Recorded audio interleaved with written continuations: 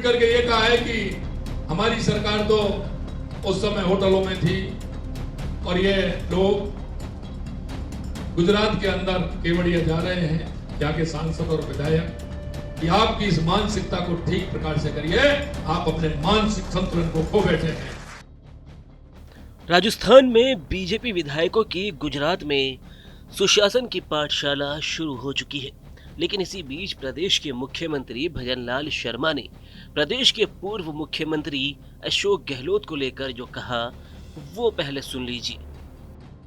हमारे पूर्व मुख्यमंत्री ने एक ट्वीट करके कहा है, ट्वीट करके ये कहा है कि हमारी सरकार तो उस समय होटलों में थी और ये लोग गुजरात के अंदर केवड़िया जा रहे हैं, यहाँ के सांसद और विधायक। मैं उनसे कहना चाहता हूं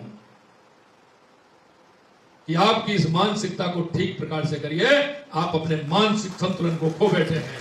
एक ऐसा व्यक्ति जिसने इस भारत को बनाने में, श्रेष्ठ भारत बनाने में अपना पूरा जीवन लगा दिया, राजस्थान की रियासत नहीं देश की रियासतों को एक करके उन्होंने एक श्रेष्ठ भारत बनाने का काम किया।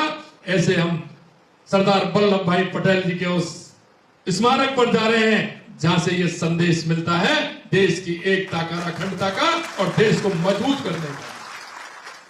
क्या हम उनके विचारों को संग्रहित नहीं करें, जिनको देश की आजादी से लेकर के देश के उत्थान में कितना बड़ा योगदान रहा।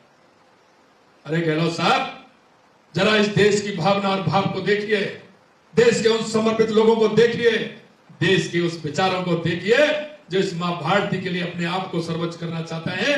अच्छे विचार आपको लेने चाहिए। अगर आप अच्छे विचार लेते तो आपकी ऐसी दुर्गति नहीं होती कि जो पूरे देश के अंदर थी, आप एक दो राज्यों में निहित हो रहे हैं, एक दो राज्यों में सिमट कर रह गए हैं। पूर्व मुख्यमंत्री अशोक गहलोत और मौजूदा मुख्यमंत्री भजनलाल शर्मा के बीच वार पलटवार नई बात नहीं है, लेकिन इस बार मामला इसलिए बिगड़ गया क्योंकि पूर्व मुख्यमंत्री अशोक गहलोत ने राजस्थान बीजेपी विधायकों के गुजरात में होने वाले 3 दिवसीय प्रशिक्षण शिविर को लेकर अपने सोशल मीडिया अकाउंट एक्स पर पोस्ट करते हुए लिखा, भाजपा द्वारा हमारी सरकार गिराने का षड्यंत्र करने पर विधायकों को एकजुट रखने के लिए कुछ दिन होटल में रहना पड़ा, जिससे भाजपा का कोई प्रलोभन काम न करे।